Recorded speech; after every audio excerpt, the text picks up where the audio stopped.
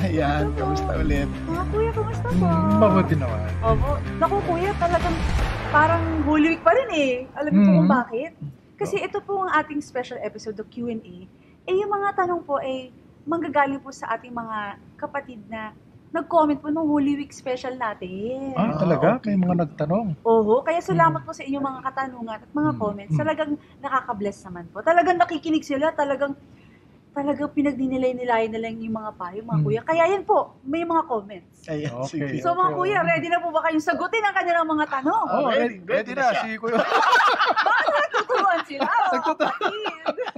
Mga kuya naman. Parang alam niyo na kung mahirap yung mga tanong, ha? So, eto na ho. Kaya nakakabilib ang ating mga kapatid. Ang ganda ng mga tanong. So, number 1 question. Ayan, sige. Itago po natin siya sa pangalang Miss Super Pretty. May first and last name. Okay. Good evening, kuya. Ask ko lang po, bakit po mayroong fiesta? Okay. Fiesta. Malay ko ba? Sorry. Magandang sagot yun. Alam mo sa Bible, kung mapapansin nyo, may mga feast na pinasa-celebrate ang Panginoon Diyos sa mga Israelita to remind a certain event kung anong ginawa ng Diyos sa kanila. At the same time, to indicate periods. No? Kunyari, Feast of the Unleavened Bread, Feast of the Tabernacles.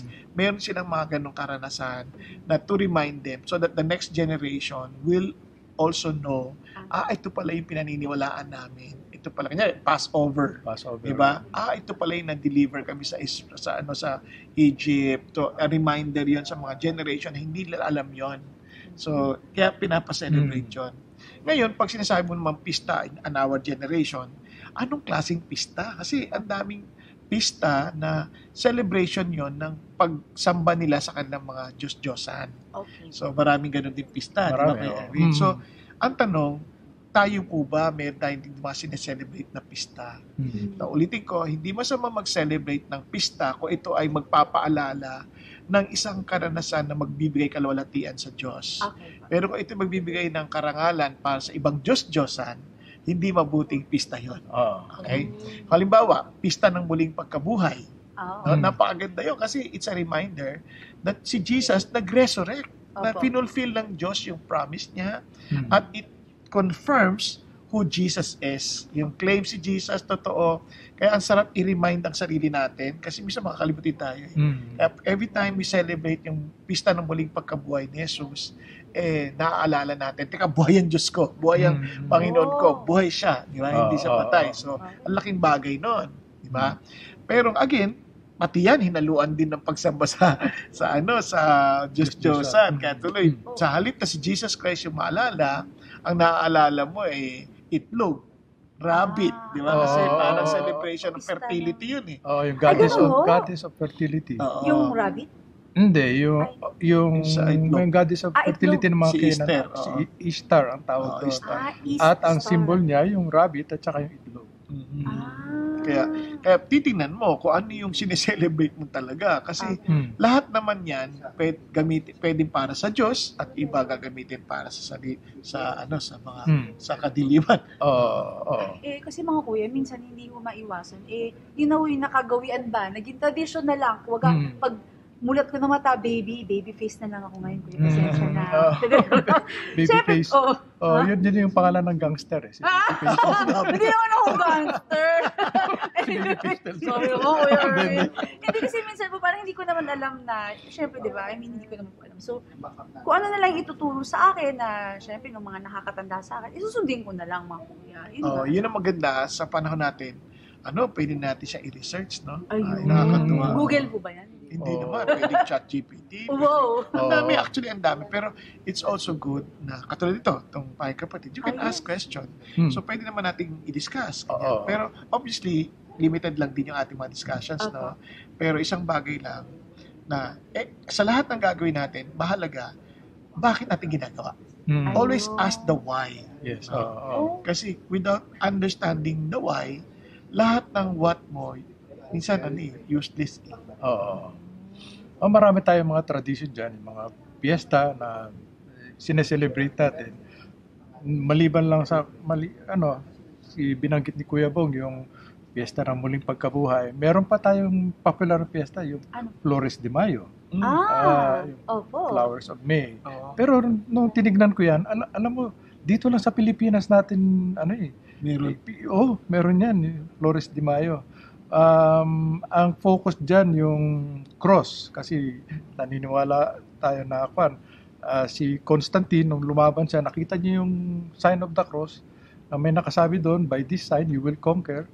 At yun yung parang tradition na kung paano naging simbolo ng Christianity yung cross. Ayan. Although, yan para sa iba, yung mga nananampalataya sa ibang may ibang pananampalataya sa ibang simbahan. Ganyan. Sa atin, hindi natin sineselebrate yan. Yung pangaparada. Kasi, mapapansin natin, yung mga piyesta, may mga parada yan eh. Ang pinipili, tatlong mga basic na babae diyan eh. Yung pinakamaganda sa town na yon, yun ang pinipiling Reyna Elena. Ayun. So, at bukod sa Reyna Elena, meron pa silang dinadalang mga rebulto. Yan. Kaya hindi natin sineselebrate yan. Isa pang piyesta niyan, yung tinatawag natin Feast of Hearts, Valentine's Day. Lahat tayo sineselebrate yun, araw ng mga puso. Mga iba, sinasabi wala no masama dyan, except that, of course, kahit na sa ibang simbahan, tinuturing nila si Saint Valentine's Day, hindi naman talaga totoo yan, legend or myth. So, iba-iba ang paniwala dyan.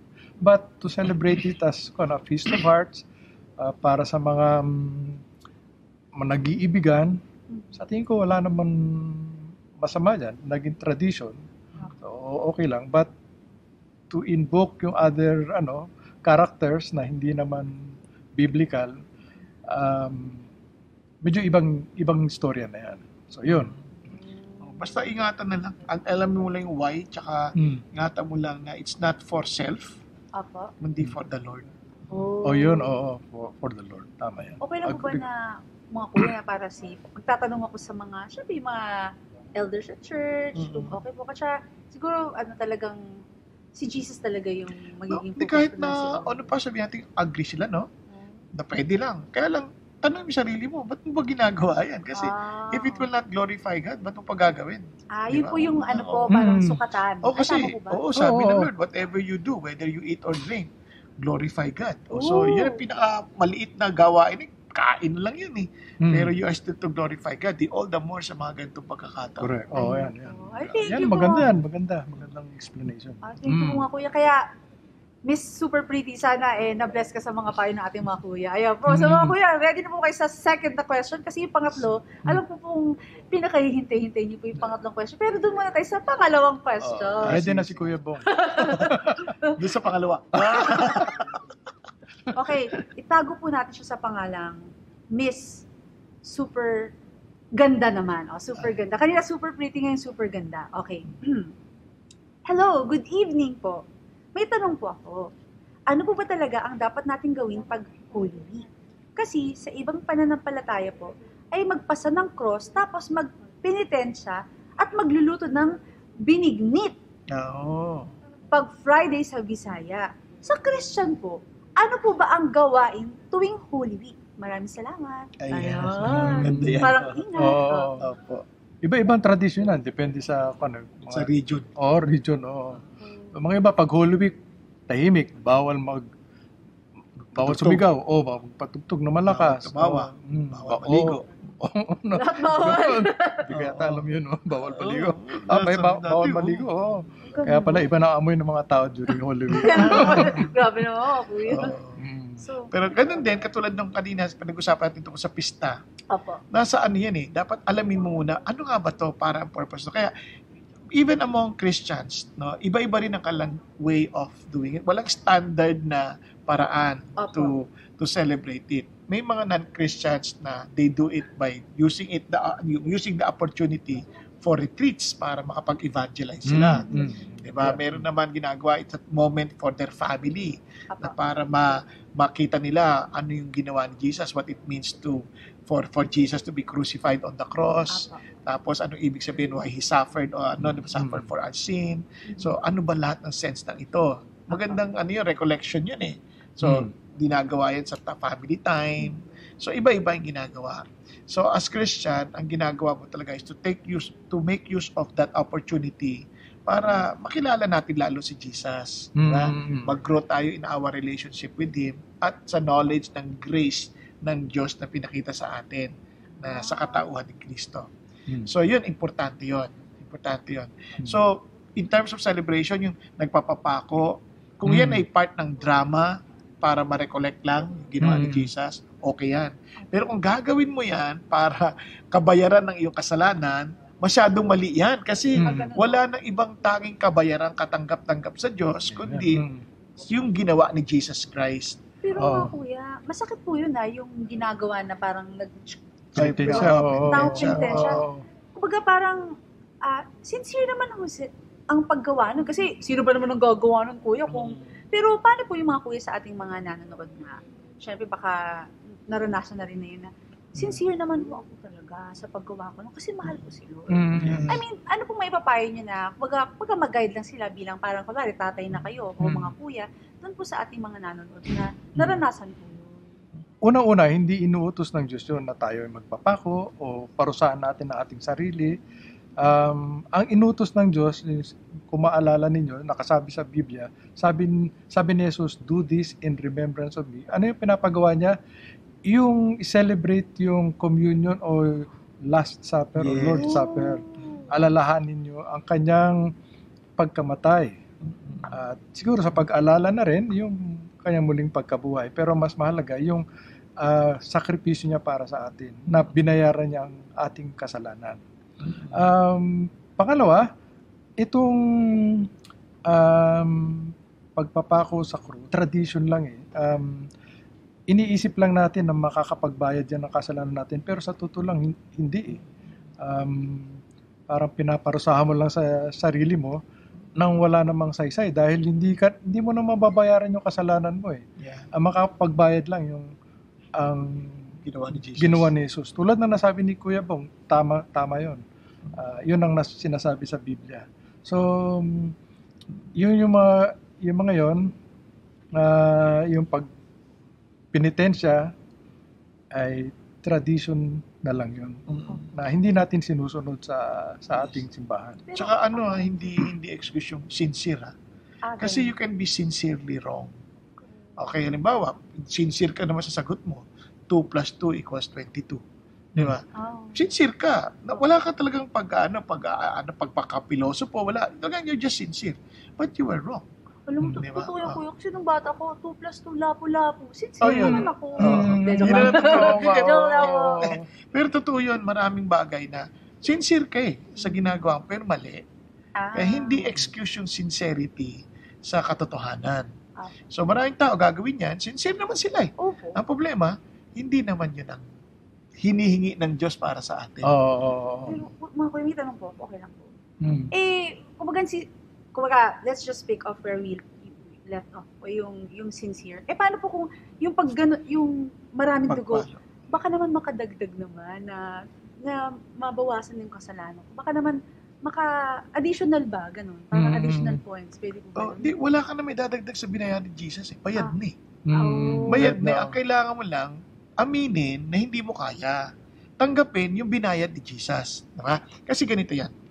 Kunyari ikaw, Kuya Edwin, may utang ka, 100 million sa wala kang kakayanan to pay 100 million. Sa bayan kapatid, parang lagi tayo may utang mo. $100 million, $100 million, may utang siya. Walang way for him to pay that amount, and that's a big amount of money. Ngayon, eto ka, a close friend of Kuya Erwin, nasabihin mo, Kuya Erwin, ako na lang magbabayad para sa'yo. Thank you. Diba? Parang wow, thank you. Example. Ngayon, biglang sabi ko, teka muna, pag binayaran mo yan, di utang na loob ko na ngayon ng buhay ko sa'yo. Diba? Parang, kasi nagkataon na yung 100 million na yun, merong pagtangkang pagpatay sa kanya ng pinagkakautangan niya kasi sindikato pala. Diba? Tapos, maliligtas siya doon, pero parang yun, di magiging sunod-sunuran na ako sa'yo. Di kasi, paano ako makakahindi pag nag-request ka ng kahit anong bagay? Di ba? Tapos sabi niya, wag na lang, okay na lang yan, mamamatay na lang ako. Maraming ganung tao na ako na lang bahala, gagawa ang sarili kong paraan. Wag ka na lang makialam dito. Same thing with God. Si Jesus Christ yung nag-offer ng kabayaran kasi ang utang natin is walang hanggang kamatayan. And the only person who can really pay that debt is someone who has eternal life. Ang problema, hindi yung eternal life, paano mamamatay? Eternal life yun. Kaya nagkatawang tao. Nung nagkatawang tao, nagkaroon ng death. Nung namatay siya, yun ang kabayaran, namatay siya. Tapos sa buhay siya magmuli to tell us, bayad yung utang. Ngayon ang problema ngayon, kunyari si Eric sabi niya, wag na lang kasi alangan naman maging Panginoon kita at ikaw na masusunod sa buhay ko. Wag na lang. I would rather die than to be your servant or your slave. Diba? So, pwede mong tanggihan yon. Pero bayad na yon. Opo. Diba? Yun yung idea dun eh. And maraming tao ganyan. So, pag nagpapako ka on your own, para sasabi mo, hindi sapat yung bayad mo eh. Hindi ako nag-a-agree sa style mo. Kaya, susunod na lang ako sa gusto ko. Kaya, alam mo ba, kahit religious actions, yung mga religious practices, sometimes, we try to do those things to avoid Christ. Di ba, parang gusto mo nga siyang... Kasi, ang paraan ng Jesus, sa kanya ka dadaan. Ang paraan ng Diyos, ang terms is, I am the way, the truth, and the life. No one comes to the Father except through Him. Yung iba, tatanggalin si Jesus sa picture, yung style ko. Yung religion ko, yung church ko, yung style namin, yun ang gagawin ko para ako ay mapalapit sa Diyos. Sabi ni Lord, hindi ang paraan si Jesus. Kaya you come to God not with your terms, but with these terms. Kasi sa kanya tayo may utang eh. Opo. Yun. Ano ko lang, additionally,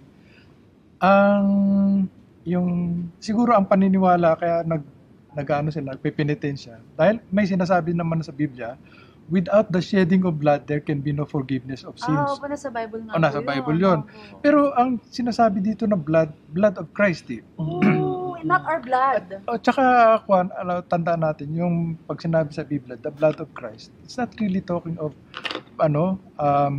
real blood. It's a figure of speech. Isang matalinhagang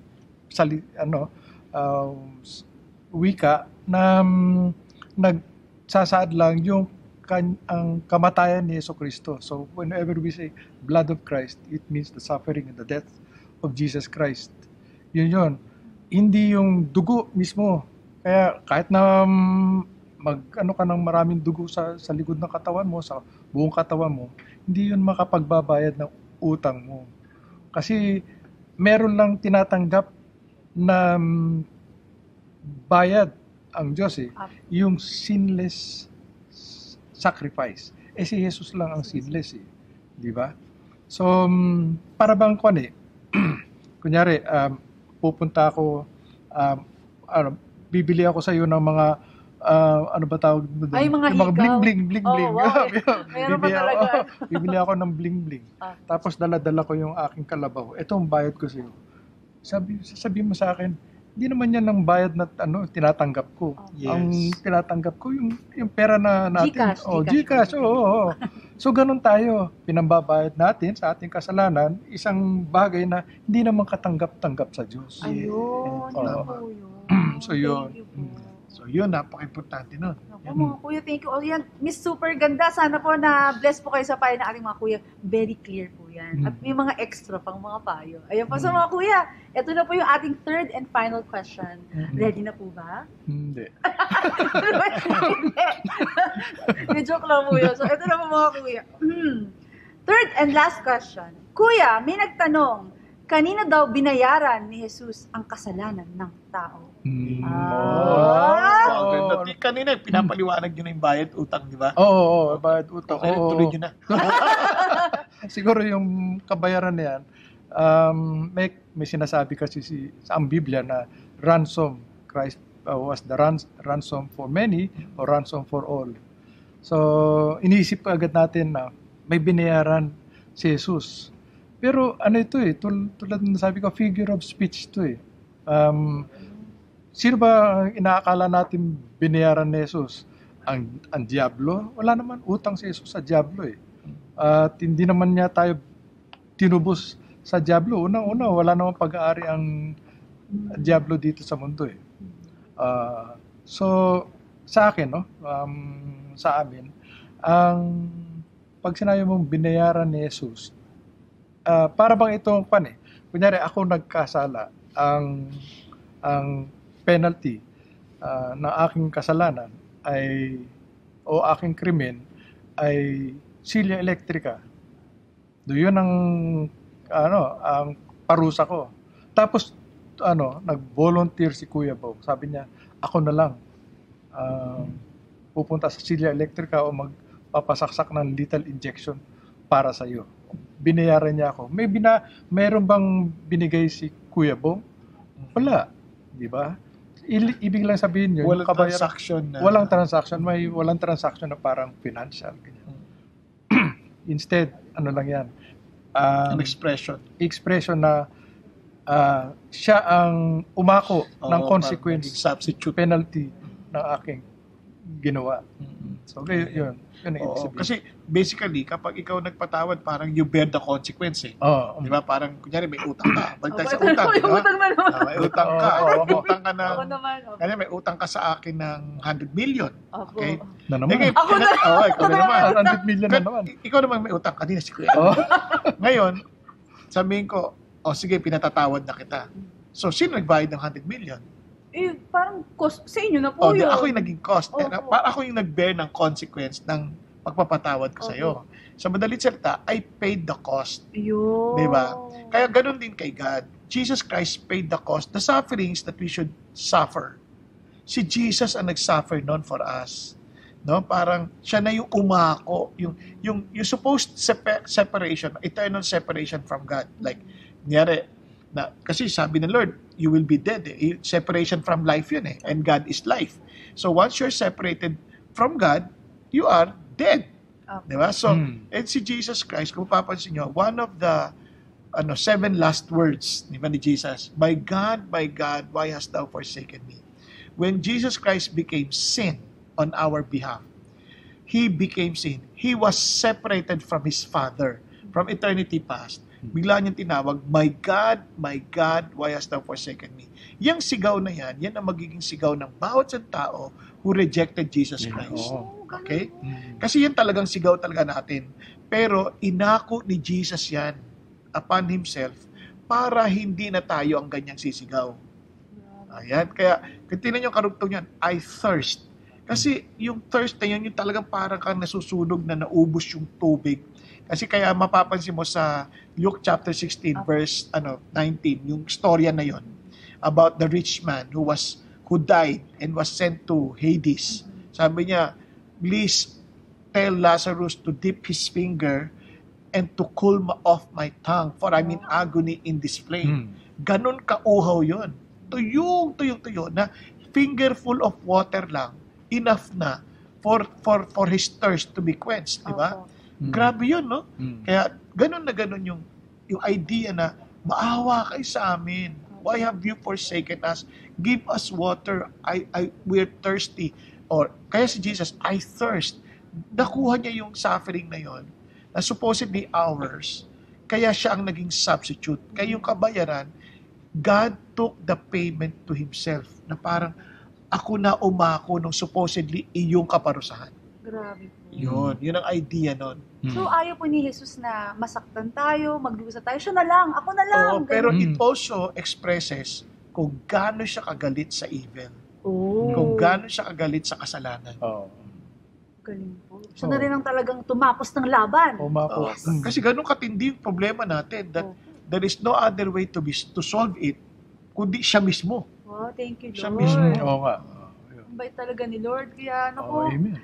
Sana po na-bless po kayo doon sa ating sa mga payo ng ating mga kuya. Although alam ko po mahirap po kasi kanina medyo dinidiscuss, mahirap po yung tanong, pero by God's grace po ayan naman po mga payo ng ating mga kuya. So mga kuya, pwede naman ako naman na mag-request. Bago ko po kayo hinga ng words of encouragement, pwede po tayong mag-thank you sa ating mga nanonood na ma-appreciate naman natin yung kanilang panahon na ginugugol na tayo ay sinasamahan sa payong kapatid. kapatid. Oh. Ayan. Praise God. Salamat po. Oh, salamat. Oh, in fact, yun na yung words of encouragement. Parang ito Opo, na yun. ituloy na po. Opo. Tuloy na Yes, natin. po. Oh. Nagpapasalamat kami sa inyo dahil sa mga tanong nyo. Ibig sabihin, para sa amin, talagang iisipan nyo, nakikinig kayo at pinag-iisipan nyo. Yung mga sinasabi namin at talagang fully appreciated yan. Yung Q&A, napaka-importante nito sa amin eh. Unang-una, sinasabi ninyo sa amin na kayo'y nandyan, nakikinig. Pangalawa, kami rin ay nai-encourage, nahihikayat sa mga tanong niyo kasi lalo namin napag-aaralan ang salita ng Diyos para sa amin at para sa inyo din. So dahil dyan, all glory to God. Salamat sa inyo. Amen. Wow! Parang artista lang si Kuya Erwin. Tignan nyo naman. Mr. Pogi nang. Ito na po, Mr. Pogi nang. Marikina. Totoo po. Ako rin po ay nagpapasalamat sa inyo. Pero bago po tayo magtapos, gusto ko lang sabihin sa inyo ganito. Sabi po sa Bible, He who did not spare His own Son, but delivered Him over for us all. Sabi niya, for how will He not also with Him freely give us all things? Di ba? Yung tanong na yun ay napakalaking bagay. Bagamat hindi kahit namin kayo magtanong, itong tanong ng Diyos sa atin ay napaka-importante. Kung hindi niya pinagkait ang kanyang bugtong na anak na Jesus, ano pa ang ipagkakait niya sa iyo na alam niyang makatutulong sa iyo? Kaya nga prior to that, ano sabi niya? If God is for us, who can be against us? Kaya mga kapatid, mahal na mahal tayo ng Diyos.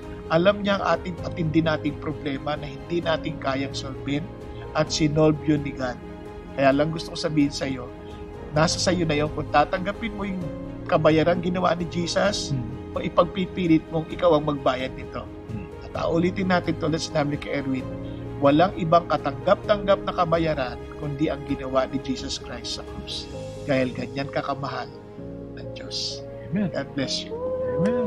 Yay! Thank you po mga kuya. Kuya Okay, Erwin, ang galing, thank you so much sa mga payo ninyo. At mga kapatid, sana na-bless po kayo sa payo ng ating mga kuya. Kaya, ito na po mga kapatid, syempre alam ko pong inaantay nyo na rin ng, syempre ang tagline. Pangumunahan po ng mga kuya natin.